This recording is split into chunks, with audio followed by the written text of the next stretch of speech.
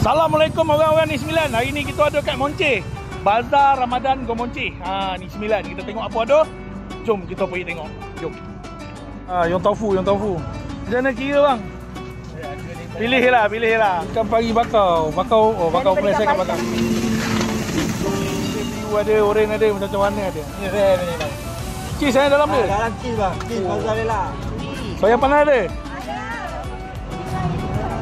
Ni ayam bucik. Oh, pilih ha. Dia semua nama-nama Jepun ni. Yo. Tapi selengok kan ni. RM6. Oh, tengok ayam dia. Oh, betul-betul berompang ni. Gompang padang. Baik. Ayam gunting. Goreng ha. Baik. Kebab RM5. RM5. Kebab ayam daging semua. Ayam je ada. Ayam ni ada. Ni ayam Nak beli pelito mana ada ha. Dah tak banyak.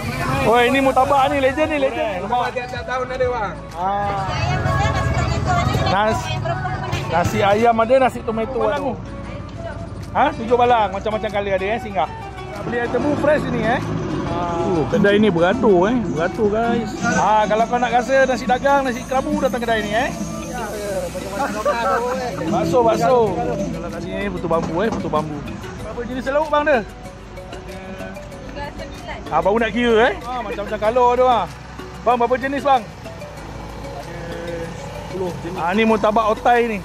Murtabak legend ni. Nampak yang buat pun otai-otai.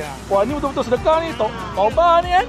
Tahu bergedil, besar-besar yang tu apa? Takoyaki. Panas-panas Ni Thai laksa Thai laksa ni dia lain sikit tak? Oh, ni dia. Okay guys, kalau kau datang Monche ni, kau kena beli lauk pauk kat akak ni.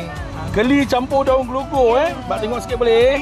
Oh, jangan malu kak, kocak sikit tengok. Hey, lagi 1 jam lebih nak buka ni. Dengan ais tu dia tak tahan lah. Ayu ayam gunting Ayu ayam gunting. Oh, ni letak habis ni. Ni ada cincau, jagung, coklat pun ada, soya pun ada. Support. Kocak sikit.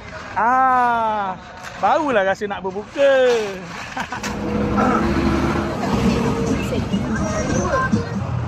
Okay guys, support Bazar Monche ni 9. Support orang-orang Monche. Ngam.